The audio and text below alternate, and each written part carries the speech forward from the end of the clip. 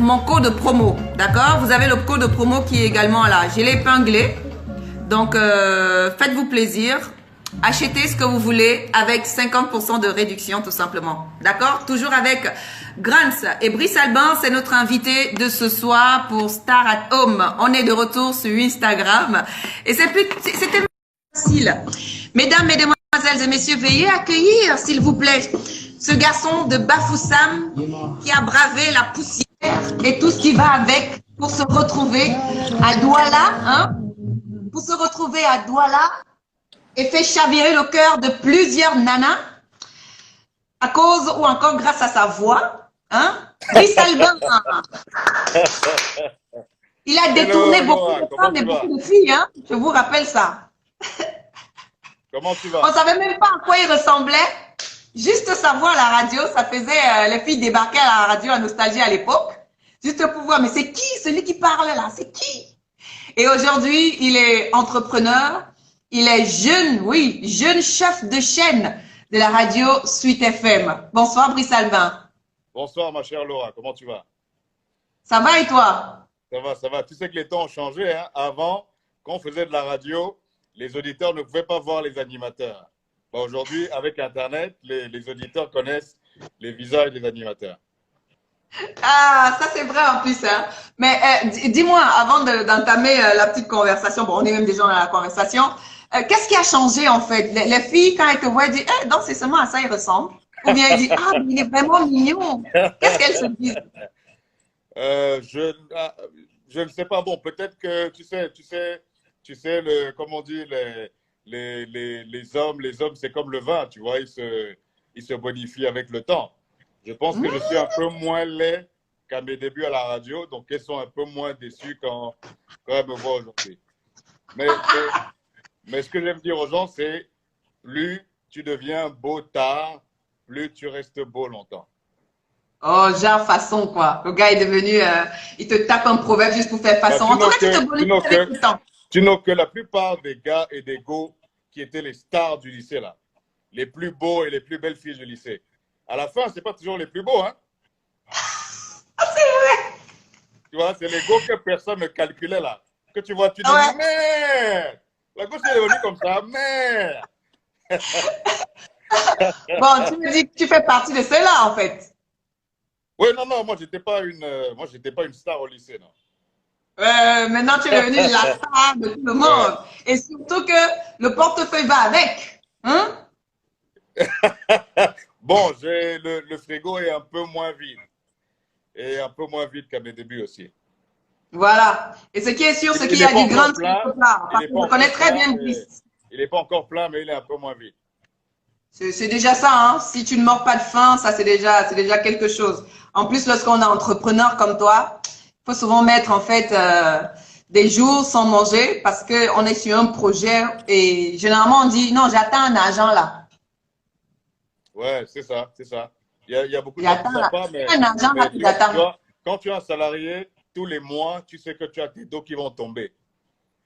C'est-à-dire que le 30, là, tu dis que mais c'est comment vraiment? Le patron n'a pas encore viré les salaires, mais c'est comment?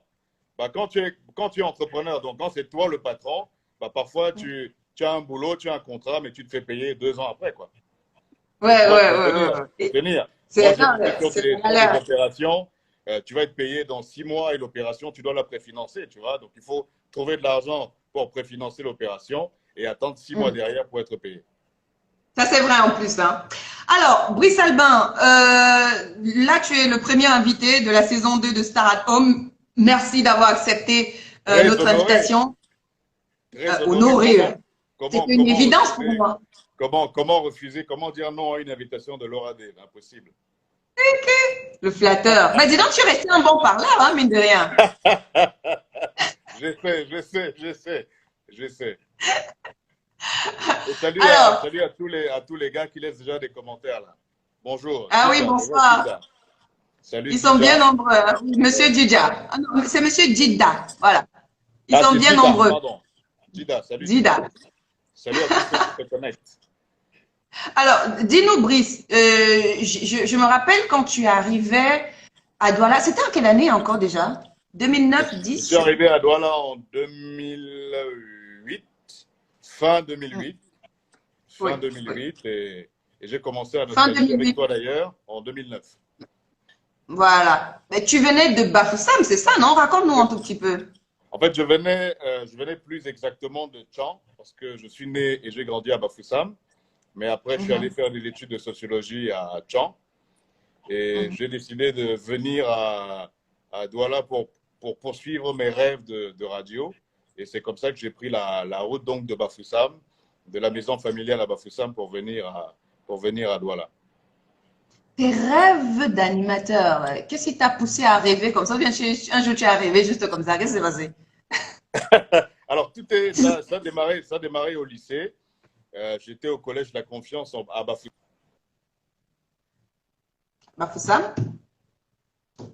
La Oui. Confiance à Bafoussam en classe de première. Et mon professeur de Mhm, français de l'époque trouvait que j'étais éloquent, que j'avais une belle voix et que je pourrais travailler dans les médias, que j'avais des atouts pour bosser dans les médias. Donc, il m'a présenté mhm, à un de mes camarades de classe qui s'appelle Francis Gervais, avec qui j'ai repris contact il n'y a pas longtemps d'ailleurs, je le salue. Lui, il travaillait à la Star TV à Bafoussam, dans une émission jeune. Il venait d'arrêter, mais il m'a dit, OK, moi je vais te présenter à des amis à moi qui y sont encore. Il m'a présenté à deux personnes, Piero Chichoko qui est décédé, paix à son âme, et un autre ami, Gilles Carlos Boumsi. Et c'est eux qui m'ont initié à la radio, tu vois. C'est avec eux que j'ai commencé. J'allais à l'école tous les matins et le mercredi, après les cours, j'allais à la CRTV pour participer à une émission qui s'appelait Podium Jeunesse, où il y avait mhm. d'autres jeunes animateurs. On était encadré par Marc-Aurel Yonga, qui est d'ailleurs aujourd'hui en service à Douala. Il est à CRTV FM 105. Mhm, mhm. Eh C'est ben, dis comme ça donc. que j'ai Et, démarré. Ouais. mais tu parles beaucoup de Châtelain, en fait. Tu parlais beaucoup de Châtelain, de Léonard Châtelain. Il intervient à quel niveau? Je croyais que c'était à Bafoussam, moi. Bah oui, c'est à Bafoussam. C'est à Bafoussam parce que j'ai commencé à la CRTV station régionale et Châtelain était à Poil FM, l'équivalent de Soué-Là-Bas FM 105 à Douala. Donc Mhm, quand il est arrivé à Bafoussam, j'écoutais son émission tous les matins. J'ai même appelé une fois pour mhm, gagner. Tu vois, j'étais vraiment fan du gars. Quoi. J'écoutais, je me disais, merde, le gars, s'il est fort. Tu vois, moi, je fais de la radio, mais c'est pas le niveau de la radio du Bomsi. Tu vois, moi, j'ai envie de ressembler à ce mec. Donc, un jour, je suis allé le mhm, voir. Je suis allé le voir dans son bureau. Je lui ai dit que j'avais envie de bosser avec lui. Et il m'a pris sous son aile. On a commencé à travailler mhm. ensemble. Et c'est vraiment à ce moment-là que j'ai pris la décision de faire carrière dans la radio. Donc, il est devenu mon Mais qu'est-ce qui, mentor. oui. Et Qu'est-ce qui t'a d'ailleurs, marqué tout justement à l'heure, quand je chez disais Léonard? que j'ai pas compris. Qu'est-ce qui t'a marqué chez Léonard Châtelain, en fait, du côté de Bafoussam, Paola FM? Bah, c'est que je trouvais qu'il faisait une radio très moderne. Tu vois, c'était beaucoup plus moderne que ce que j'avais l'habitude d'écouter. Il Mhm, était extrêmement, il est toujours d'ailleurs, extrêmement talentueux. Tu vois, avec de bonnes idées, avec une bonne culture générale, un respect des invités. Et moi, ça m'a patiné, tu vois. Je me suis dit, moi, j'ai envie de ressembler à ce mec, quoi. Tu vois, si j'ai eu envie de mhm. ressembler à une personne dans ma vie, c'était à lui, tu vois. Je voulais lui ressembler. Et tu débarques à Douala en fin 2008. Donc oui, On te donc retrouve, je après vois je un vais à petit garçon tout l'université. chétif. Après je vais à Oui. l'université. Je travaille à Radio Yemba là-bas, qui est là une Mhm, radio communautaire. J'animais la matinale. Et après ça, je viens à Douala. D'ailleurs, je viens à Douala avec Châtelain. On est parti de. Lui venait parce que sa famille était à Douala, donc lui venait à Douala régulièrement. Et on a mhm, pris la route ensemble. Il était au volant et moi je dormais à côté dans la voiture. Et en fait, Châtelain m'a recommandé à l'époque à Olivier Nkahu, qui était directeur des programmes de nostalgie. Nostalgie à Douala. Et Olivier, Mhm, quand Chadin lui a parlé de moi, n'avait pas de place. Donc on s'est rencontrés, mais il m'a dit, bon, là en ce moment, on n'a pas de place pour prendre un animateur. Mais dès qu'il y a une opportunité, dès qu'il y aura une opportunité, je vais t'appeler. Donc je suis parti à la radio des lauréats, qui était à Bonamou Sadi à Douala à l'époque. J'ai travaillé là-bas quelques mhm. mois. Et puis Olivier m'a appelé pour me dire, bon, allez, on a besoin de quelqu'un. Donc viens et on va faire un casting. Et voilà, donc j'ai participé au casting. Il est là d'ailleurs, Olivier. Salut Olivier. Ah, Donc il est là, Olivier, bonsoir. j'ai participé au casting, j'ai été retenu et c'est comme ça que j'ai démarré la matinale avec toi. Tu animais Happy Days à l'époque et je Ah t'ai oui, rejoint oui. dans la matinale qu'on a animée ensemble. Donc, merci à Olivier parce que voilà, c'est grâce à lui que j'ai pu démarrer à Nostalgie et que j'ai signé mon premier contrat de radio en juin 2009. Donc, ça fait. Est-ce que tu lui as donné une bonne partie de ton salaire quand même? Que M. Tumamo, partageait. Le salaire. Olivier, il faut nous dire, est-ce qu'il a quand même paroté le premier salaire? Le salaire n'était pas énorme à l'époque, mais tu vois, pour moi, ça représentait beaucoup, hein, pour moi. Pour moi, ça représentait beaucoup. Je gagnais, je peux le dire, hein, aujourd'hui, je gagnais 80 000 francs CFA quand j'ai commencé à Nostalgie. Attends. Mets un peu pause, Brice. Mets un peu pause, s'il te plaît. À Nostalgie, oui, le premier salaire, enfin, quand tu arrives, c'est 80 000. Il faut quand même être honnête que dans Douala, on était la seule radio. Non, les employés je ne suis pas en train de dire. Étaient payés 80 000 et c'était pas petit. Et c'était pas petit parce que même jusqu'à aujourd'hui, le SMIC de normal, hein, et on est en dessous de 80 000 au Cameroun. On est en dessous. On parlait, le professeur Grégoire Ronaki, qui est le ministre du Travail, parlait de 36 000. Attends, 36 000. Oui, Laura, mais c'est très faible. Il faut être honnête. Non, mais c'est déjà ça, Brice Albin. Petit 80 000. Il faut être honnête. Faut faire où pour regarder le direct ici?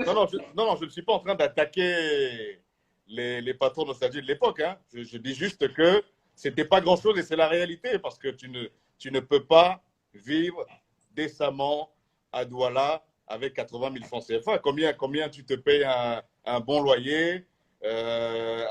Avec combien tu remplis ton frigo pour manger à la maison, tu vois, tes factures d'électricité, tu vois, et en plus, Néo. Non, mais je dis juste que je suis d'accord avec toi. Tu sais, même si c'était 150 000, c'est toujours petit, hein. Faut quand même dire ça. C'est toujours petit. Mais je dis quand même que quand tu fais la radio que nous faisions, enfin, je parle de l'époque, 80 000, quand tu regardes le salaire des autres personnes dans les autres radios, excuse-moi, ils sont loin de 80 000, hein.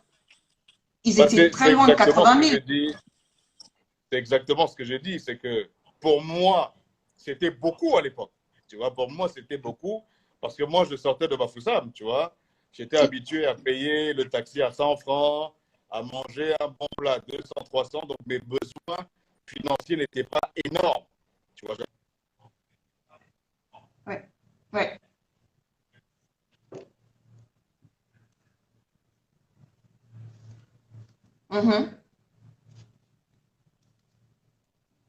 Ce qui peut se comprendre, hein, en même temps.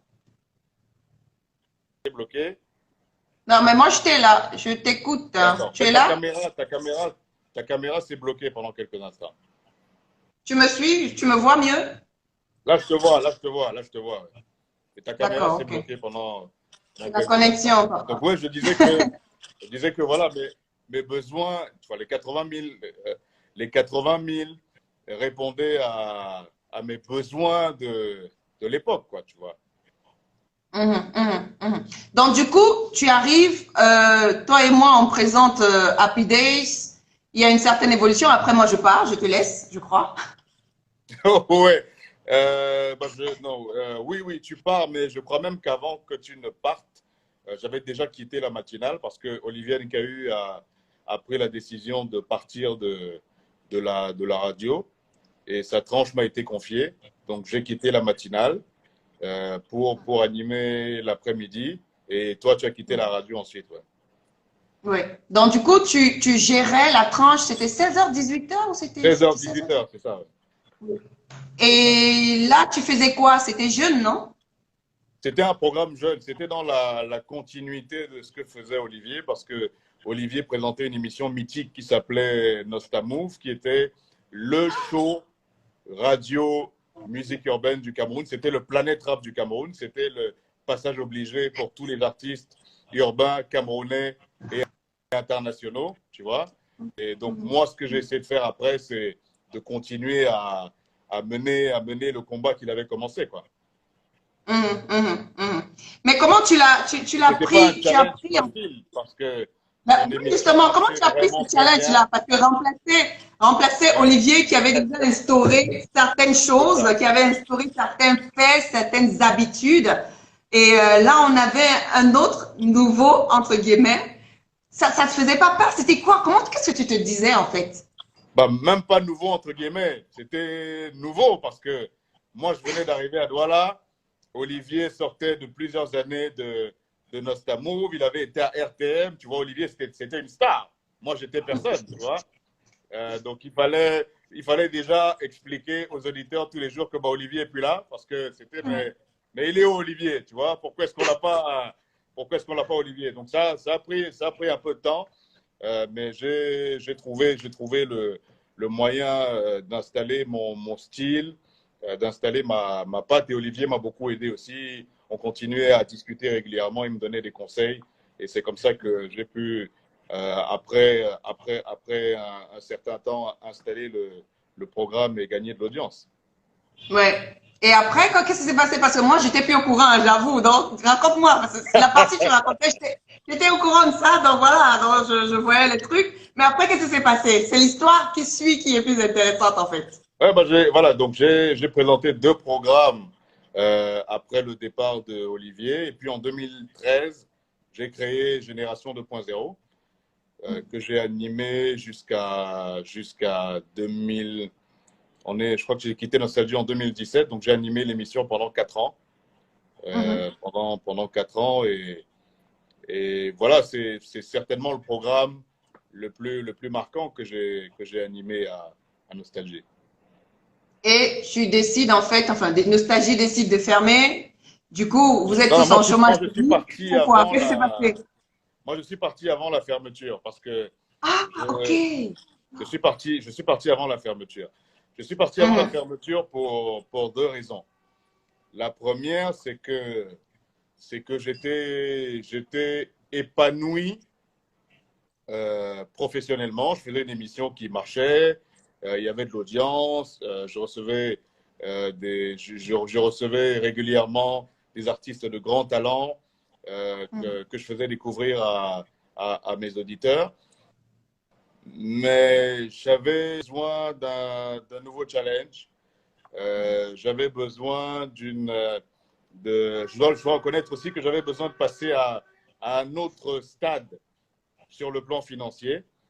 Et j'ai compris une chose importante à l'époque, c'est que le seul moyen que j'avais de pouvoir continuer à faire le métier que j'aimais, mais en gagnant plus d'argent, était de devenir producteur. Et je l'ai compris quand j'ai créé ma société, YProd, en fin 2015, je crois. Donc, quand j'ai créé YProd, j'ai fait le premier contrat avec YProd, ça m'a rapporté 1 500 000 francs CFA. Et j'étais encore à Nostalgie à l'époque. Tu vois, je me suis dit, bah, d'un côté, il y a mon salaire, et de l'autre, tu vois, avec YProd, j'ai la possibilité de générer plus d'argent et d'avoir plus de liberté dans la création de mes contenus. Donc là, je me suis dit, bon, moi, je vais partir, je vais devenir producteur.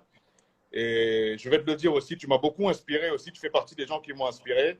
Il y a Chop Chop qui, de son côté, était producteur depuis des années sur Canal 2. Et toi, tu es parti de Nostalgie à l'époque, tu as monté ta boîte, tu produisais des émissions de télé, tu produisais un show qui passait sur Vox Africa. Et je voyais que ça marchait bien pour toi, tu vois. Je me suis dit, mais c'est ça la voie, en fait. C'est la solution pour passer au palier suivant, c'est de devenir producteur. Tu fais partie des gens qui m'ont poussé à devenir producteur. Et c'est comme ça Mhm. que bah, je me suis dit que je partais de Nostalgie. Et à ce moment-là, en fait, le contrat en question, je l'avais obtenu via une agence. Et le directeur général de l'agence en question venait de monter une radio. Et il m'a Afrique proposé de Média. venir il m'a proposé de venir travailler pour la radio. Et la radio en question s'appelait, parce qu'elle n'est plus là aujourd'hui, s'appelait Mediafrique. Et il m'a proposé de devenir chef de chaîne de la radio. Donc, moi, j'avais décidé vraiment à ce moment-là de partir. Vraiment, je ne voulais plus travailler pour quelqu'un. Mais quand il m'a fait la proposition, je me suis dit, bon, pourquoi pas? C'est une opportunité. Et j'ai accepté d'y aller, j'ai accepté le challenge. mais je ne suis pas resté trop longtemps. Et je pense que c'est sûrement parce que j'avais vraiment besoin de faire les choses à ma manière et je n'avais pas suffisamment de liberté à Mediafrique à l'époque. Mhm. Et quand tu quittes de chez Mediafrique, tu es à White Prod, tu restes là, tu dis OK, le bon moment arrivera, ou bien il y a eu des marchés par la suite parce que tu n'étais dans aucune structure en fait, à Oui, part bah, à part White Prod.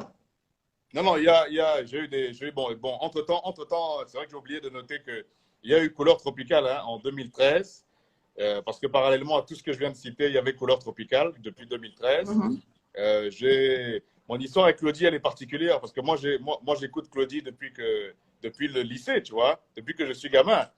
Et quand je disais que Châtelain, je rêvais d'être Châtelain, Claudie était trop loin, tu vois. Claudie, c'était inaccessible, tu vois. Là, Châtelain, à défaut de toucher les non, non, étoiles, non, mieux tu non, touches c'est pas à l'arbre du défaut, manguier. je vais pas dire à défaut, tu vois. En fait, c'est si tu veux, c'est comme, si tu veux, c'est comme avoir Samuel Eto'o et avoir, quel exemple je vais Si, prendre, avoir Xavi. Voilà, Xavi. Xavi, c'est un grand d'accord. joueur. C'est Samuel bien Eto'o, c'est un ici. grand joueur. Mais Samuel Eto'o est camerounais, tu vois. Donc, il est plus proche de toi, dans le sens où tu te dis que c'est un exemple pour toi, tu vois. Tu peux devenir Samuel Eto'o. Et comment il s'appelle Châtelain, c'est pareil, tu vois. Châtelain, c'était un Camerounais comme moi, dans ma, tu vois.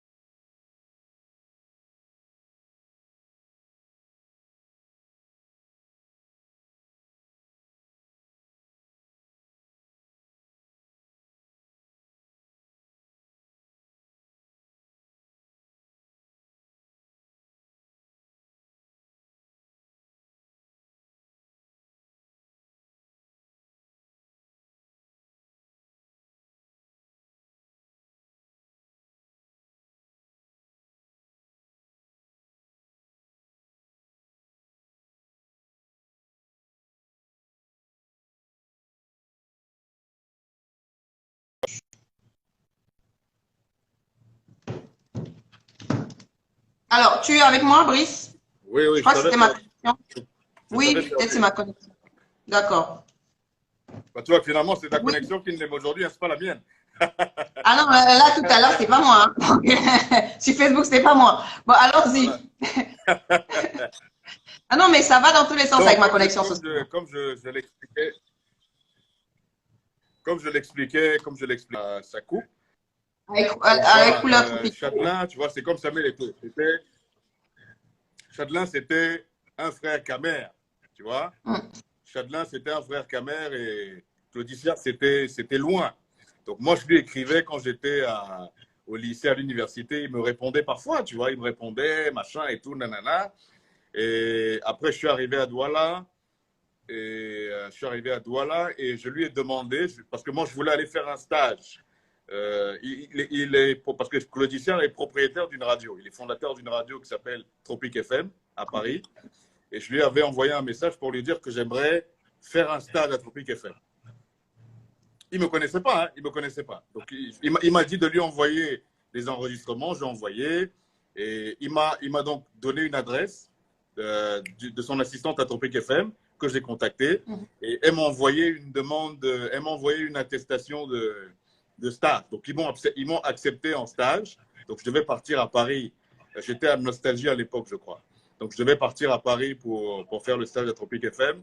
Mais non, je crois que j'étais à Lauréat à l'époque. Je crois que j'étais à Lauréat, ou mes débuts à Nostalgie. Donc, ils Avant devaient Nostalgie. m'envoyer. Donc, ils m'ont envoyé soit juste avant Nostalgie, soit au tout début de Nostalgie. Donc, il m'a envoyé l'attestation, donc signé Claudicia, machin. Vous êtes invité pour un stage et tout, nanana. Et donc, j'ai fait une demande de visa à l'époque et je n'ai pas eu le visa. Et je n'ai pas eu le visa. Donc, je n'ai pas pu partir pour faire mon stage à Tropic FM. Et donc, des années après, des années après, j'ai rencontré Jocelyne Labille. Jocelyne Labille qui était venue en concert au Cameroun. On est devenus Oui, très oui, proches. en nostalgie, je me rappelle à l'époque. Effectivement, ouais. Et Jocelyne m'a dit, ah, franchement, tu as énormément de talent. Il faut que je parle de toi à Claudie. J'ai dit, bah, avec plaisir. Moi, j'aimerais bien même interviewer Claudie. Et Claudie, à l'époque, on était en 2011, je crois. Il était délégué interministériel pour l'égalité des chances des Français d'outre-mer sous le gouvernement Sarkozy. Et il y avait Exact. pas mal de critiques sur lui. Et je souhaitais l'interviewer pour qu'on en parle. Donc, elle est rentrée à Paris, elle a dîné avec Claudie, elle lui a parlé de moi, elle a dit, bon, voilà, j'ai rencontré un Camerounais, etc. Il aimerait bien t'interviewer. D'accord, oui, l'interview. Donc, Claudie a accepté. Je l'ai pris dans mon émission par téléphone. C'était la première fois qu'on se parlait. Et c'est dans mon émission en exclusivité que Claudie a annoncé qu'il allait quitter son poste de délégué interministériel et qu'il allait reprendre Couleur Tropicale à RFI. Eh ben. Après ça, on s'est reparlé quand Thierry Moïse est décédé. La chanteuse, paix à son âme, il a été le premier à l'annoncer. Et je lui ai envoyé un message pour lui demander s'il serait disponible pour parler de Thierry Moïse, rendre hommage à Thierry Moïse dans l'émission. Là encore, il a accepté. Et une année ou deux après ça, je crois 2013, donc du coup, un jour, j'étais à Nostalgie et je reçois un coup de fil. Donc, je reçois un coup de fil, bonjour. Je vois un numéro français qui m'appelle. Bonjour, bonjour. Brice Albin, oui, bonjour. Oui, bonjour, je m'appelle Annabelle, je suis l'assistante de Claudie. Il m'a demandé de vous appeler pour voir avec vous si ça vous intéresserait de devenir le correspondant de Couleur Tropicale au Cameroun. Et moi, je me suis dit dans ma tête que, mais comment ça, si ça m'intéresserait? Mais bien sûr que ça m'intéresse. Donc, j'ai accepté. Et je crois qu'on était un mercredi. Et le lundi d'après, j'ai fait ma première intervention dans Couleur Tropicale. Ouais. Comment tu t'es senti? Bah, très, très heureux, fier de recevoir cette proposition. Ça m'a surpris énormément. Ça m'a surpris, fier. Et bah, je commençais le lundi d'après, donc il fallait que je commence à préparer mon papier pour faire un bon passage. Tu vois, c'était le premier passage. Il fallait absolument qu'il soit mortel. Donc, oui, allez, j'ai eu le temps de réaliser. Et après, il fallait que je me mette au travail pour faire un truc bien. Et qu'est-ce que c'est tu es toujours dans cette aventure ou bien? Oui, toujours. Je travaille toujours avec Claudie. Ouais. Je suis Mais toujours qu'est-ce que ça t'a correspondant apporté, en fait? Qu'est-ce que ça t'a apporté et qu'est-ce que ça continue à t'apporter, Brice Albin? Bah, ça m'a apporté une exposition déjà, parce que Couleur Tropicale, c'est un programme mythique. Ça fait plus de 2 décennies que Claudie anime avec succès cette émission. Donc, fierté de rejoindre cette grande histoire. Ça m'a apporté plus d'exposition parce que j'ai pu m'exprimer sur les ondes de RFI et toucher plus de personnes, beaucoup plus de personnes qu'avant. Une certaine crédibilité aussi parce que travailler pour Couleur Tropicale et pour RFI, ça veut dire quelque chose. Et ça m'a ouvert énormément de portes. Ouais. Donc, remerciements à Claudie, gratitude éternelle. Que tu as exploité en fait avec White Prod, puisque par la suite est arrivé le programme Chin. Voilà. Par la suite est arrivé Chin. En fait, Chin, c'est une émission que j'ai montée en 2014, mais j'ai produit la première saison en 2018. Donc, il y a eu 4 ans entre le moment où j'ai tourné le pilote et le moment où j'ai lancé la première émission, parce que j'ai eu du mal à trouver un sponsor pour accompagner le programme. Donc, j'en ai trouvé un qui m'a fait confiance, Enessi, que je remercie, qui accompagne l'émission depuis 2 saisons maintenant. Et donc 3, parce que bientôt, je peux l'annoncer chez toi, la 3e saison de Chin arrive très, très, très bientôt. Et oui, donc voilà, Chin est devenu l'un des produits phares de la marque White Prod. Oui, ça t'a permis justement de pouvoir rencontrer beaucoup de stars européennes parce que j'ai l'impression que c'est, bon, pas, j'ai l'impression, oui, j'ai l'impression que c'est beaucoup plus ouvert aux stars européennes et autres parce que tu es beaucoup plus focus de ce côté-là en fait. Hein. Non, non, non, non, non, pas. En fait, la première saison, Brice je tournais Albin, au Cameroun. c'est Singila. Brice Albin, c'est bon, c'est Singila aussi, c'est l'Afrique. Brice Albin, c'est Voilà. tout ce qui est rap français, R&B français. Voilà quoi. Non, là, en fait, la première, attends, je vais poser le téléphone. Je vais poser le téléphone. Donc, la première saison de Teen, je l'ai tournée au Cameroun. J'ai reçu Pete Bacardi, Stanley No, Squall, que je salue, grand, grand, grand réalisateur camerounais. J'ai reçu également Valérie Aena, avec qui je co-anime la matinale de Suite FM aujourd'hui. Mister Léo, Magasco et beaucoup d'autres. Et pour la saison 2, pareil, tu vois, à chaque fois, j'ai envie de me lancer des challenges. Et donc, je me suis lancé le challenge d'aller tourner toute la saison à Paris. C'est pour ça qu'il y a plus d'artistes internationaux et étrangers dans la saison 2 de Teen que dans la première. Et puis, je voulais l'ouvrir aussi un peu parce que la première saison, je n'ai aussi que des Camerounais. Et sur la deuxième, je voulais que ça devienne un projet continental. Et pour ça, il fallait recevoir des artistes issus de d'autres pays du continent. La troisième, c'est pour les États-Unis ou bien c'est pour vous? Bah non, on va rester la troisième sur le continent. Donc, il y aura des invités camerounais, mais il y aura des invités d'autres pays du continent aussi et des invités européens. Voilà. Brice Des invités Albin, européens. Ouais. animateur radio, producteur, je dirais aussi organisateur de concerts. Cette casquette-là aussi, il faut pas l'oublier. Alors, tu nous as fait grâce d'accueillir l'artiste Damso au Cameroun. C'était parce que tu voulais te lancer un défi. Bah, C'est arrivé comment? ça va bientôt faire un an hein, qu'on a fait Damso. On a fait Damso le 29 juin 2019. Et dans 4 jours, ça fera qu'on a fait Damso. J'en profite pour remercier tous ceux qui m'ont aidé à faire ce projet. Ça a été l'un des plus gros challenges de ma carrière, faire un concert de cette envergure avec un artiste de cette envergure. En fait, après mon départ de Nostalgie, j'avais envie de me diversifier, d'ouvrir mes horizons, de multiplier mes sources de revenus et de profiter de toutes mes possibilités. Mhm. Pendant que j'étais à Nostalgie, j'ai fait la rencontre de Patou et Bongué, que tu connais, euh, pardon, avec qui j'ai travaillé en 2013 sur le concert de Youssoupha. C'est le premier concert sur lequel j'ai travaillé. Et après ça, on a travaillé ensemble sur la quasi-totalité des concerts qu'il a produits. Ah oui. J'ai travaillé avec Pete Bacardi également. On a bossé sur Booba, on a bossé sur MHD, sur énormément de concerts qu'il a produits. Donc, en les voyant faire, en les regardant faire, Patou et Pete, Ah, j'ai j'imagine. appris. J'ai appris. Et donc, je me suis dit à un moment, pourquoi pas? Pourquoi est-ce que je ne me lancerais pas dans l'événementiel? Mais je n'ai pas commencé avec Damso. J'ai commencé, je crois que le tout premier, j'ai produit le tout premier événement que j'ai produit sous Whiteboard, parce qu'avant Whiteboard, même, j'ai fait de petits événements, notamment American Graffiti, où j'ai travaillé quelques temps. Mais avec Whiteboard, je crois que le premier événement que j'ai fait, c'est que j'ai invité Singila à Douala pour la promo de son album Entre deux.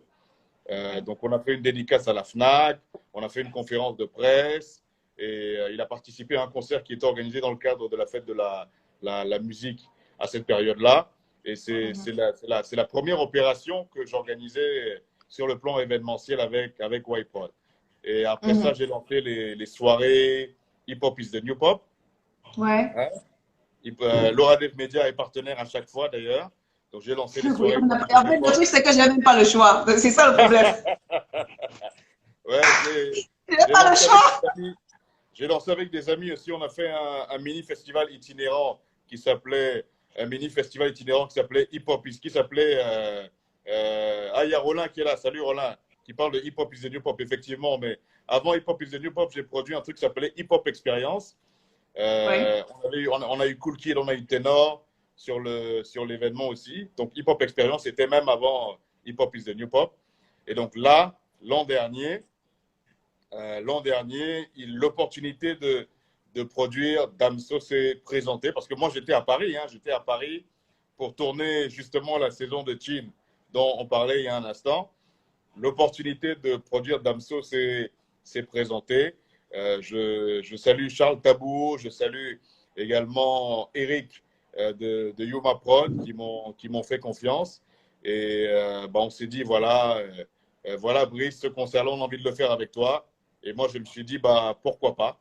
Pourquoi pas? Pourquoi pas? Et Ouais. c'est En comme tout ça que cas, je me suis c'était lancé quelque chose. Et je et pense que que beaucoup de jeunes vont se rappeler de ça durant des années, en fait. Parce que quelque part, faut pas quand même cracher que grâce à ce concert-là, beaucoup de gens ont mis beaucoup l'œil sur Brice Albin, sur White Prod. oui, c'est le plus. On n'avait rien produit de tel avant. Je pense que c'est peut-être aujourd'hui la plus grosse signature White Prod, le concert qu'on a produit. Et c'était particulier parce que c'était mon premier concert. Premier concert que je produisais. Et fort de l'expérience acquise auprès de Patou et Pete. Et je me suis entouré de gens qui n'avaient quasiment jamais travaillé sur des concerts, tu vois. Donc, c'était vraiment une équipe. Il y avait une énergie particulière, tu vois. Il n'y avait pas énormément d'expérience dans l'événementiel, mais il y avait beaucoup de créativité, beaucoup d'intelligence. Et c'est comme ça qu'on a pu mettre en place de belles stratégies de com. Ça a vraiment été intense au niveau de la communication. On a vécu une aventure extraordinaire, ponctuée par un concert le 29 juin dernier à Canal Olympia. Un très, très, très beau souvenir. Et on va remettre ça, on va faire d'autres concerts. Et d'ailleurs, ce concert-là a permis à White Prod d'obtenir, d'être contacté par des boîtes, de participer à des opérations. Et on a signé un contrat BTL avec l'une des plus grosses sociétés brassicoles du Cameroun, avec qui on est en contrat, avec qui on a 1 an de contrat. Et c'est en grande, grande, grande partie grâce à Damso. Mais il y a des jeunes Grâce au qui nous concert. écoutent là. Il y a des jeunes qui nous regardent et qui nous écoutent et qui veulent apprendre en fait de toi. Mais moi, j'ai une question par rapport à cette organisation de concert. Qu'est-ce qu'il faut faire pour mettre sur pied un bon concert? Qu'est-ce que tu as appris justement chez Patou et Bangay, comme tu disais, ou encore chez Pete Bacardi et autres, qui ont fait en sorte que, OK, moi aussi, je vais me lancer dans l'organisation d'un concert, j'ai envie de dire, international. Qu'est-ce que tu as appris en fait d'eux que tu voudrais partager avec ces jeunes qui nous regardent là? Il faut de la préparation parce que l'événement, c'est extrêmement, extrêmement prenant. C'est énormément de travail, énormément de travail. Donc, il faut de la préparation. Il faut un bon carnet d'adresses parce que tu vas avoir besoin de beaucoup de métiers pour faire un événement de qualité. Et il faut vraiment mettre le public au centre de ton opération. Parce que pour moi, le plus important sur le concert n'était pas de gagner de l'argent, c'était de faire un événement qui marquerait les gens et que les gens puissent venir et partir du concert en toute sécurité. C'est vraiment un événement qu'on a fait pour les gens et pour nous, vraiment, on a mis un point d'honneur à ce que les gens puissent venir en sécurité, qu'ils puissent rentrer chez eux en sécurité et qu'ils passent un bon moment sur place. Donc, c'était le timing, parce que je me rappelle, pour moi, ça a été le seul concert que j'ai assisté, en fait, au Cameroun, où j'ai pu rentrer chez moi, ici, à 22h, 23h. Ouais. En fait, ça, je l'avoue. En fait, j'ai beaucoup observé tous les événements qui se faisaient et j'ai appris des erreurs des autres aussi. Tu vois, par exemple, je trouvais sur les concerts qu'il y avait à chaque fois trop d'artistes et que ça se terminait à 2-3 heures du matin. Tu vois, c'était plus des concerts, c'était des veillées. Tu vois, ça se termine à 3-4 heures du matin. Donc, pour moi, il était inacceptable que le concert se termine après 23 heures. Déjà, il faut que les gens passent un bon moment. Et pour que les gens passent un bon moment, il ne faut pas forcément qu'il soit long, hein, tu vois. Parfois, les événements sont tellement longs qu'après, finalement, tu es même mal à l'aise, tu vois. Tu passes un mauvais moment, alors qu'on aurait pu te faire un truc de 2 heures, 3 heures, 4 heures, bien monté, plein, tu viens, tu kiffes et après tu rentres. Et puis, passer une certaine heure, la sécurité devient encore plus compliquée. Donc, pour toutes ces raisons-là, il était impératif que l'événement se termine à 23 heures maximum. C'était le maximum, 23 heures. On a beaucoup investi sur la sécurité aussi. On a beaucoup investi sur la sécurité, comme je l'ai dit, pour que les gens puissent venir et rentrer en sécurité, parce qu'il y avait eu pas mal d'agressions sur les concerts précédents au Cameroun. Donc voilà, quoi, c'est observer, écouter, apprendre, s'entourer, parce que tu ne peux pas faire un événement comme ça seul. D'ailleurs, tu ne peux rien faire de grand tout seul, s'entourer de bonnes personnes, de personnes qui peuvent t'apporter des idées, qui peuvent te challenger et te permettre de produire un événement de qualité, quoi. Oui. Alors, j'ai l'impression aujourd'hui, tu es chef de chaîne de Suite FM. C'est la deuxième fois que tu es chef de chaîne d'une chaîne de radio, hein? Après Mediafrique, voilà, justement. Donc, entre le concert de Damso 2019 et aujourd'hui 2020, il y avait quoi, entre autres? Tu négociais ton contrat, pour Suite FM, tu faisais quoi? Tu as fait 1 an de négociation? Non. Après Damso, on a enchaîné. Le mois d'après, on a fait une soirée avec K44, avec Hiro, Salatiel, Ful notamment. La soirée a eu lieu à Saphir à Douala. C'était en août.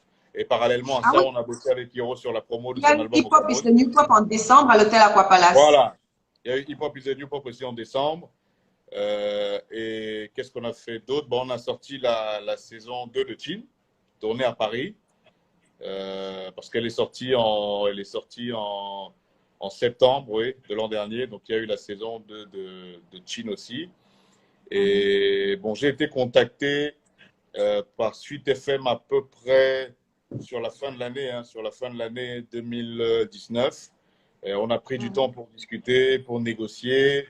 Et voilà. Et c'est comme ça qu'on a trouvé un accord pour travailler ensemble sur ce projet. Parce que ça faisait 2 ans à ce moment-là, un peu plus, que j'avais arrêté la radio. Et je ne voulais pas revenir juste pour revenir, tu vois. Il fallait un projet qui puisse m'aider à me développer. Il fallait un projet dans lequel je pourrais aussi insuffler ma vision, tu vois. Et j'ai vraiment envie de remercier aujourd'hui les patrons du groupe Canal de Suite FM parce qu'ils m'ont fait confiance et ils m'ont vraiment laissé les mains quasiment totalement libres pour gérer le projet, ce que je n'avais pas à Mediafrique à l'époque. Mais comment s'est passé justement le contact entre les patrons du groupe Suite FM Canal 2? C'est parti d'une conversation que j'ai eue en 2018. Que j'ai eue en 2018 à Abidjan, avec Liliane de Massoc et Joyce Fotso. Joyce Fotso qui est directrice des programmes. C'était pas une fois, c'était pas un concours. Tu étais là, c'était pour le Massa. J'étais à Abidjan pour le Massa. Et donc on était dans le même hôtel, Joyce, Liliane et moi. Et on parlait de radio, tu vois. On se disait, voilà, que il n'y a plus de médias, il n'y a plus de radio de divertissement au Cameroun, que tous les médias sont en train de prendre le même chemin, tu vois. Et donc, on en a parlé, on s'est même dit que voilà, qu'il faut qu'on essaie de monter ensemble un projet de radio, tu vois. Et donc quelques années après, donc, il y a eu une discussion entre les patrons de Canal 2 et les employés qui cherchaient quelqu'un. Et Joyce leur a dit, il y a Brice Albin, tu vois, il y a Brice Albin qui est là, qui peut gérer ce projet.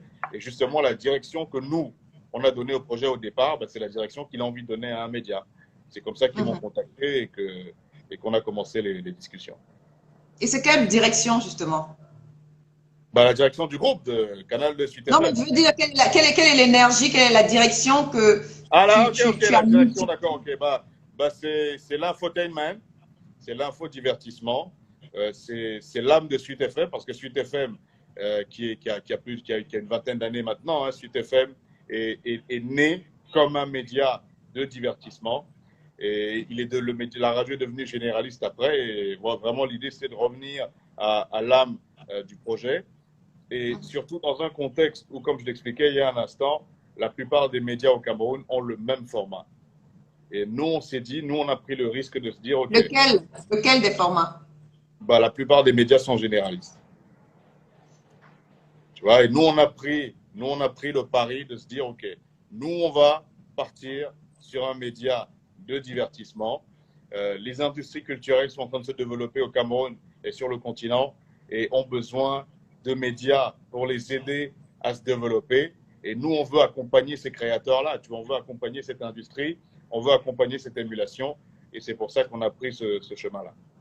Ben, je voudrais juste savoir par rapport à tout ce que tu as vécu au Cameroun de 2018 à 2020, qu'a appris en fait le petit garçon qui venait de Tchang, de Bafoussam et s'est retrouvé à Douala pour devenir chef de chaîne d'une radio aujourd'hui et qui a son frigo largement plein? Non, j'ai dit qu'il est moins vide, pas qu'il est, il est pas encore plein.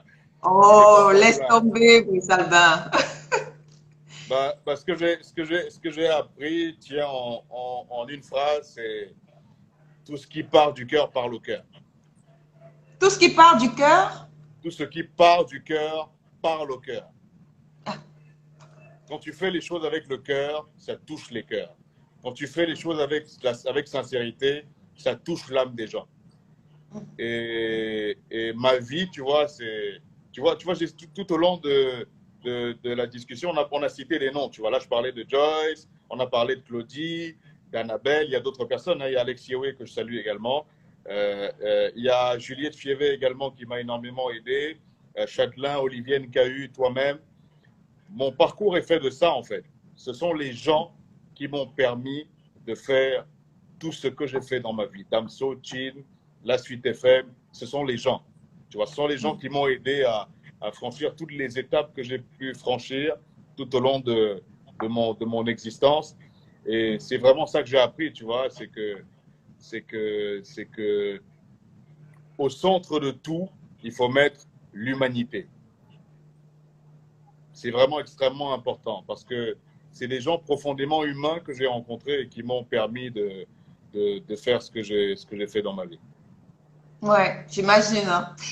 Justement, avec la nouvelle dynamique, la nouvelle équipe, presque nouvelle, que tu as gérée aujourd'hui à CTFM, qu'est-ce que tu leur dis pour leur motiver, pour toujours rester dans infostatement, c'est quoi? L'infotainment. Ça veut dire l'infodivertissement. L'info et l'entertainment, hein? The iPod. L'infotainment, l'infodivertissement. L'infotainment. You know. You know. Ah, t'as pas oublié ça. Alors, qu'est-ce que tu leur dis? Qu'est-ce que tu dis à ton équipe? Qu'est-ce que je leur dis? Oui. Moi, je leur dis, les gars, tu vois, le plus important, ce n'est pas la victoire. Le plus important, c'est de bien faire les choses. La victoire n'est qu'une conséquence. Quand tu joues bien, tu gagnes. Donc, jouons bien et à la fin, on aura la victoire, c'est certain. Oui, ça c'est sûr. C'est ça que je leur dis au quotidien. Moi, j'ai un combat. Tu vois, tout à l'heure, on parlait de mon premier salaire à Nostalgie. Ce qu'il faut dire aux gens aujourd'hui, et je pense qu'on le dit pas assez au Cameroun, c'est que les animateurs, les journalistes, les gens qui travaillent dans les médias sont pour l'instant encore très, très mal payés au Cameroun.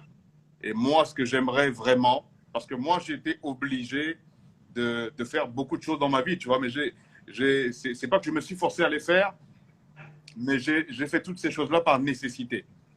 Parce que je n'avais pas le choix. J'étais obligé d'étendre mes secteurs d'activité pour pouvoir réussir à générer de quoi remplir mon frigo de moitié, tu vois. Et ce que j'aimerais, c'est qu'au Cameroun, on puisse monter de gros médias rentables et que les personnels de médias soient payés à la hauteur de leur talent et de leur travail. C'est vraiment ça qui me tient à cœur. Et je pense que quand nous réussirons les objectifs que nous nous sommes fixés avec Suite FM, on en sera là, tu vois, on en sera là. Et c'est vraiment quelque chose qui me tient à cœur. Il y a beaucoup d'animateurs avec qui je discute régulièrement, des jeunes, des moins jeunes. Et je sais à quel point c'est dur pour eux, tu vois. Et moi, je me souviens même que parfois, il m'est arrivé au départ, quand je commençais la radio, j'ai des amis qui me disaient que, mais gars, tu es fou, mon frère. Pourquoi Regarde, on est des Bamileke. Tu vas aller travailler à la radio, ça donne quoi, mon frère? Ça donne rien. Comment tu vas aller travailler à la radio, ça donne rien, tu vois? Ils me disaient, mais non. Et moi, je disais toujours que je vais faire ce métier-là et je vais gagner ma vie en faisant ce métier-là.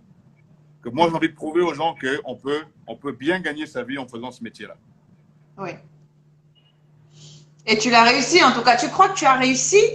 Parce que nous, on voit que tu as réussi. Enfin, oui, moi, je vois que tu as réussi. Non, Ceux qui t'ont vu, qui t'ont écouté, il y a des qui t'écoutent encore jusqu'à aujourd'hui, savent que tu as eu une marge de progression, mais vraiment raisonnable et admirable même d'ailleurs. Mais toi, comment tu te sens? Tu crois que tu as réussi quand même? Pour moi, je suis à la fin du début de ma carrière. C'est-à-dire que le début est fini. Et maintenant, je suis, c'est ce qu'on peut appeler le corps du devoir, tu vois. Et donc, je suis encore au début, tu vois. Je suis encore au début. Il y a encore beaucoup de choses qui m'attendent. J'ai encore beaucoup de rêves à réaliser, tu vois. Parce que comme qui dirait, quand tu gravis une montagne, tout ce que tu découvres, c'est qu'il reste beaucoup d'autres montagnes à gravir, tu vois. Mes rêves ont évolué au fur et à mesure du chemin. Il y a des rêves que j'ai aujourd'hui que je n'avais pas il y a 5 ans, tu vois. Donc... Comme quel rêve, par exemple? Non, j'aime pas parler de mes... J'aime parler de mes Tu nous donnes des rêves de Brice Alvin, quand même. J'aime parler de mes rêves une fois que je les ai accomplis. Tu vois, moi, je préfère parler des actions. Je préfère dire... Ne sois pas radin. Ne sois pas radin. Je l'ai fait. Ça, je voulais le faire, je l'ai fait, tu vois. Ça, je voulais le faire, je l'ai fait. Et il y a encore mais où pas mal de est-ce que tu rêves te vois dans 5 ans? Dans 5 ans, tu te vois où? Et puis surtout, en plus des rêves, je crois que j'ai une comment dire, j'ai une responsabilité, j'ai une obligation. On m'a tellement dit dans ma vie que j'avais du talent que j'ai fini par le croire. Et une fois que j'ai cru, ceux qui me disaient que j'avais du talent, je me suis dit qu'il faut que je mérite d'avoir ce talent. La plus grande récompense que je pourrais donner au ciel, qui m'a donné du talent, à tous ceux qui m'ont cru en moi, la plus grande marque de gratitude, ce serait d'aller le plus loin possible. Ce serait insulter tous ceux qui m'ont tendu la main que de me contenter de ce que j'ai ou de ce que je suis aujourd'hui. Je veux qu'ils se disent que, on a eu raison de croire en ce mec. Voilà, on a cru en lui. Il a même dépassé nos espérances, tu vois. Donc non, je ne suis pas satisfait de ce que j'ai et de ce que j'ai fait aujourd'hui. Je suis très, très critique envers moi-même. J'ai encore beaucoup de choses à apprendre. J'ai encore beaucoup de chemin à parcourir, de travail à faire. Et voilà, il faut que je mérite ce que j'ai. Il faut que je mérite d'avoir été aidé par les gens qui m'ont aidé, quoi. Tu te vois où dans 5 ans, Brice Alvin? Dans 5 ans, je me vois patron d'un groupe de médias au Cameroun. Je me vois patron d'un groupe de médias au Cameroun. J'ai pas compris. Propriétaire ou patron? Parce que tu es un patron, hein? Pour moi, c'est pareil. Non, non, le patron. Non, tu es un patron, hein? Non, le patron, c'est le proprio. Non. On dit mon patron, tu vois. C'est-à-dire que c'est celui qui gère. Mais maintenant, quand tu dis propriétaire, c'est autre chose. Non, moi, je me vois patron. Tu vois, donc. Non, ne peux pas avec les mots. Propriétaire. Propriétaire d'un groupe de médias au Cameroun parce que moi, je ne me mets pas derrière, tu vois. Je me dis pas, il faut absolument que ce soit ça. Moi, j'ai toujours plein de possibilités, tu vois. Donc, je vais en donner 2. Patron d'un groupe de médias et plus gros producteur de contenu audiovisuel au Cameroun. Bravo. Si j'ai pas le groupe de médias, je veux que les médias du Cameroun, que le premier fournisseur de contenu pour les médias du Cameroun soit Hip-Hop. Bravo. En tout cas, on en a besoin parce que notre PAC est vraiment pauvre en fait.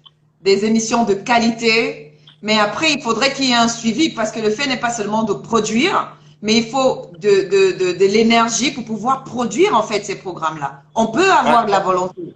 bah, On fait pratiquement la même chose. On peut avoir la volonté, on peut avoir tout ce qu'on peut désirer, mais s'il n'y a pas une énergie, mais quand je parle d'énergie, je parle de finances, ben c'est un peu compliqué. Pas, c'est même pas un peu compliqué, c'est compliqué. il faut l'argent, il faut dire, il faut l'argent. Non, ouais, parce que pour produire du contenu de qualité, il faut de l'argent, tu vois, il faut des moyens, il faut des moyens. Il faut des moyens. Il faut que je trouve que les médias ne sont pas assez accompagnés au Cameroun par l'État déjà et que les gens qui ont de l'argent n'investissent pas assez dans les médias et dans la culture.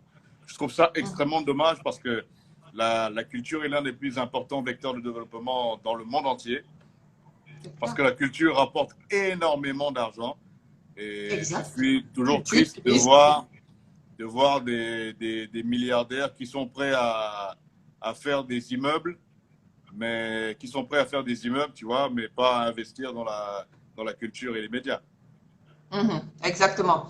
Alors, nous sommes en période de crise sanitaire. Comme je le disais tantôt sur Facebook, les chiffres sont en train de baisser. Comment tu as vécu justement, toi, cette crise sanitaire, cette grosse crise sanitaire, c'est-à-dire la période haute en fait? Comment tu l'as vécu? Alors, ça a été une période bizarre. J'avais l'impression d'être dans Walking Dead. Je ne savais pas ce qui allait se passer, comment le monde allait réagir. On était face à une nouvelle maladie, tu vois. On donnait des chiffres de décès tous les jours et ça faisait peur quand même. Au tout début, ça venait de loin, tu vois, on prenait peut-être pas ça très au sérieux, mais très rapidement, ça a commencé à faire peur et on s'est dit, bah, là le monde est en train de s'arrêter. Tu vois, je crois que c'est quand j'ai vu les championnats européens s'arrêter que j'ai dit, ah là, il se passe vraiment quelque chose, tu vois. Là, il se passe un truc compliqué. Voilà, prendre soin de mes proches, premièrement, essayer d'aider du mieux que je pouvais les populations, venir en aide à mes proches également, m'assurer qu'ils vont bien, etc. Et puis j'ai fait pas mal de live sur Instagram. Je n'avais jamais fait de live sur Instagram, mais j'en ai fait pas mal pour recevoir des personnalités et sensibiliser les gens sur les gestes barrières, sur comment se protéger du coronavirus. Et après, il y a eu un impact financier parce que donc Whiteprod a deux pôles principaux. Le premier, c'est les contenus audiovisuels et le deuxième, c'est l'événementiel. Et comme je le disais tout à l'heure, on est en contrat BTL avec une société brassicole du Cameroun et on avait pas mal d'événements qui étaient lancés, qu'on a dû arrêter. Donc ça fait un énorme manque à gagner. On a perdu énormément d'argent. Donc il y a eu un impact financier aussi. Et ouais, c'était dur sur le plan financier, dur de ne pas savoir comment sera demain, comment l'Afrique va réagir à ça, parce qu'il y a pas mal de spécialistes, entre guillemets, qui annonçaient une hécatombe sur le continent. Donc, on craignait un peu pour nous, pour nos proches, tu vois. Période difficile, mais ça m'a permis aussi de me remettre en question, tu vois. Ça m'a permis de me remettre en question, de réfléchir à ce qui est réellement important dans la vie, à ce que j'ai envie de faire, à mes choix. Et j'ai passé beaucoup de temps à la maison, comme tout le monde. Hein. Et au final, j'ai essayé de tirer le meilleur de la situation. Et dans le même temps, j'avais déjà pris mes fonctions à Suite FM. Et ça a retardé un peu le lancement du projet parce qu'on aurait... Pardon, s'il n'y avait pas eu le corona, on aurait lancé le projet différemment et un peu plus tôt. Un peu plus grand. Et ta famille, par Un rapport peu à ta plus grand et famille? un peu plus tôt. Ah oui, d'accord. Et ta famille, justement, quels sont les rapports avec eux? Comment est-ce que toi et ta famille, vous avez vécu justement cette pandémie? Bah, le gros de ma famille, ma famille est un peu éparpillée. J'ai de la famille à Bafoussam, ma grand-mère encore à Bafoussam. J'ai de la famille en Europe et Yaoundé, Douala. Donc, en plus, on se déplaçait pas, donc j'ai pas vu ma famille pendant cette période. J'étais à la maison, mais on était ensemble au téléphone assez régulièrement. Je prenais des nouvelles. Et voilà, quoi. On a le groupe de famille aussi. Tu sais que Toujours. toutes les familles ont un groupe WhatsApp. Donc, il y a le groupe de famille. Et voilà, on s'envoie des messages pour se rassurer mutuellement tous les jours dans le groupe. Tu es le quantième enfant, tu es unique? Non, je suis le premier. Premier. On est deux et je suis le premier. D'accord, ok. Quel est le message que tu lui dis toujours à ton petit frère ou petite sœur? Petit frère. D'accord. C'est travail. Travail. Travail. On peut travailler juste pour travailler, hein, mais travailler. Non, non, moi, je crois beaucoup au travail, tu vois. Moi, j'ai la conviction que c'est la répétition des efforts qui permet de devenir le meilleur dans ce qu'on fait, tu vois. Oui. Quand Lionel Messi fait un dribble qui t'impressionne, bah, le dribble là, il a répété 1 million de fois dans sa vie, tu vois. Il a fait le geste là 150 000 fois. Et à force de le répéter, bah, son pied est imprégné du dribble là. C'est-à-dire qu'il le fait, son pied bouge presque tout seul. Eh bien, ça vaut pour tout le reste. Il faut travailler, répéter, répéter, répéter et répéter. C'est comme ça que tu deviens le meilleur. Voilà. Et c'est ce que tu as eu d'ailleurs à faire durant tout ce parcours qui date déjà de combien d'années? 2018, 2010, non, 2008? Alors, j'ai signé mon premier contrat en 2009. Donc, j'ai 9. 11 ans de carrière professionnelle. J'ai commencé la radio en 2006. Mais je travaille une fois par semaine à la radio. Donc, on va dire que je me frotte à l'univers des médias depuis une quinzaine d'années. Quand même, Mais hein. 11 ans de carrière. Un message justement à dire à ceux-là qui veulent faire de la radio. Bah, un message à dire à ceux qui veulent faire de la radio, je vais répéter un truc qui m'a été dit par la directrice des programmes de RFI que je salue. Elle m'a dit un jour, la radio ne ment pas. Quand tu sais de quoi tu parles, ça s'entend. Et le premier conseil que j'ai à donner à ceux qui veulent faire de la radio, c'est ça, c'est que on ne parle pas pour ne rien dire. Donc, il faut travailler le contenu. Et pour travailler le contenu, il faut se cultiver. Cultivez-vous sur tous les sujets. Il faut une grosse culture générale. Et cultivez-vous en particulier sur les sujets que vous allez aborder dans les contenus que vous allez produire. Si vous allez parler de musique, bah, vous devez être incollable sur la musique. Vous devez travailler, vous cultiver sur la musique. Ça, c'est le premier truc à faire quand on veut travailler dans les médias, c'est se cultiver. Qu'est-ce que tu as omis de nous dire en fait? Qu'est-ce qu'on ne sait pas de toi, Brice Alvin? Qu'est-ce qu'on ne sait pas? Bah, je crois il y a toujours plein de choses à dire, hein, tu sais. On pourrait parler Qu'est-ce que tu pendant ne des dis jours. pas souvent, Mais mais que tu sais que tu es? qu'est-ce que je ne dis pas souvent? C'est que je suis profondément reconnaissant. Je suis profondément reconnaissant envers le ciel et envers les gens parce que j'ai réalisé une bonne partie des rêves que j'avais. Et tu sais, parfois, tu ne réalises pas, tu vois. Comme on dit, un rêve est beau tant qu'on peut l'imaginer. Une fois que tu es dedans, tu es en train de travailler, donc tu le vis pas comme un rêve. C'est ceux qui regardent de l'extérieur qui te voient dans ce rêve-là, mais toi, tu es dans le travail, tu vois. Tu n'es pas en train de, tu vois. Et tu ne vois pas en fait l'impact de ce que tu apportes aux gens. Exactement. Ah oui, ça c'est vrai.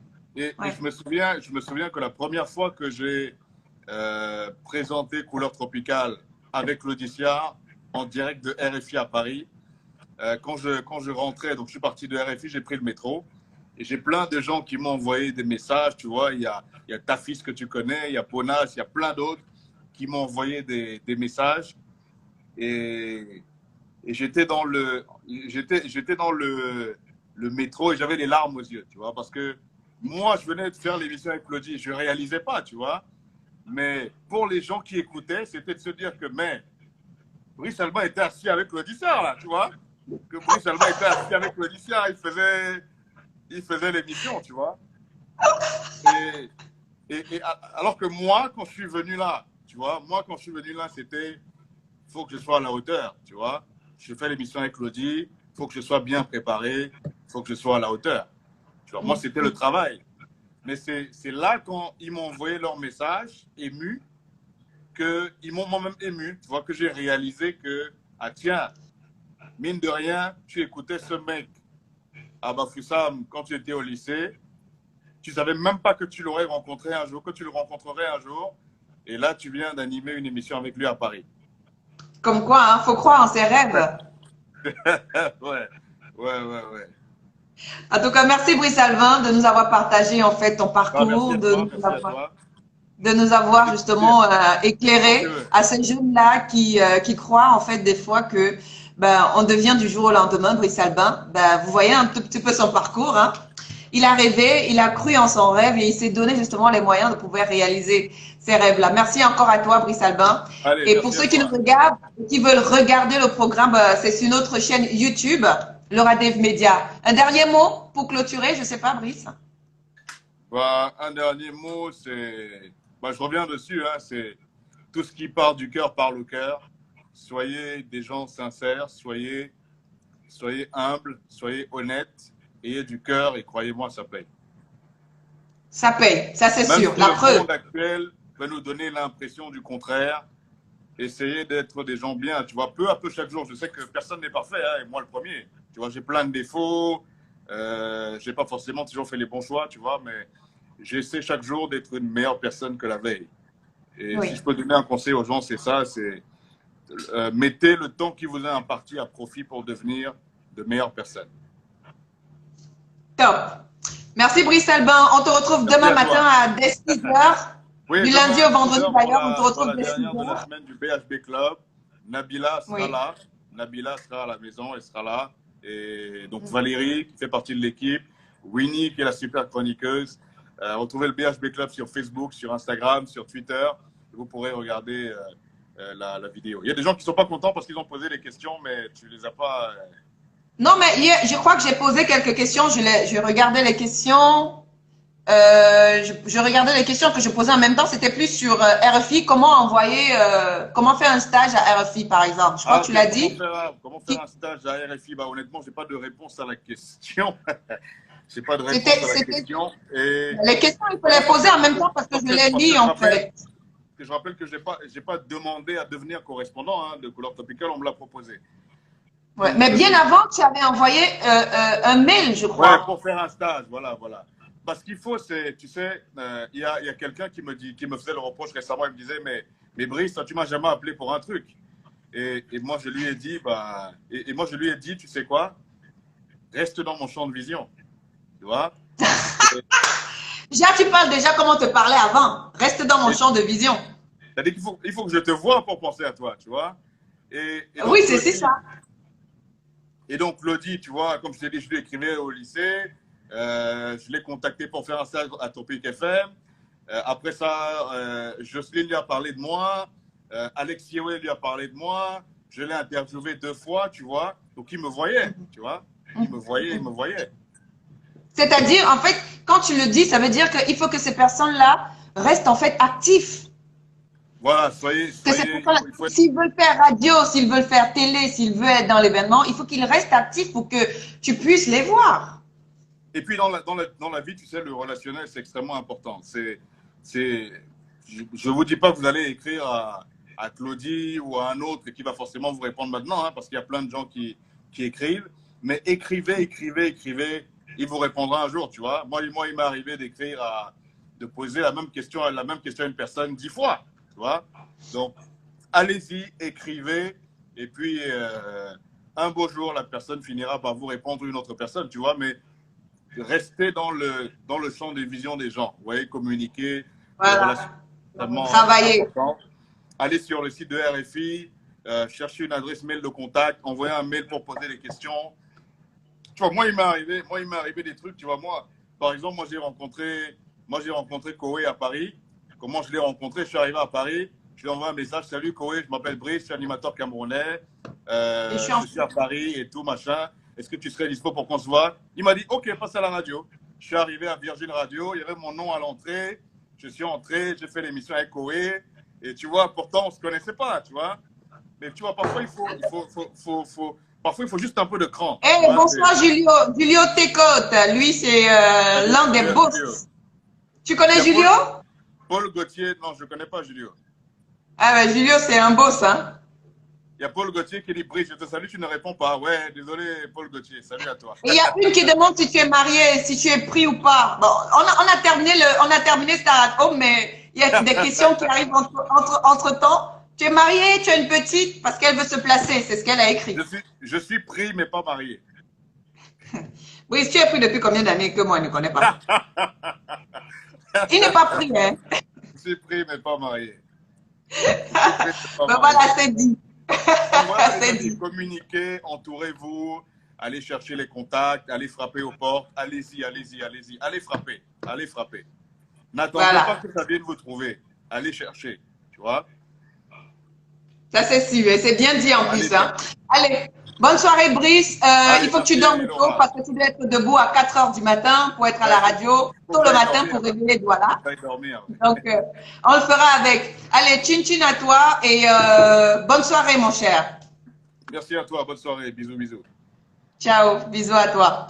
Voilà, c'était donc Brice Albin qui nous accompagnait pour ce Star at Home, premier numéro de cette deuxième saison. Et juste avant de clôturer définitivement en fait ce Star at Home, juste rappeler que je vais laisser dans ma story un lien qui vous permettra en fait d'entrer dans le catalogue de plusieurs marques de whisky qui vous permettront justement de passer du bon temps avec votre famille, vos amis et même pourquoi pas avec vous-même.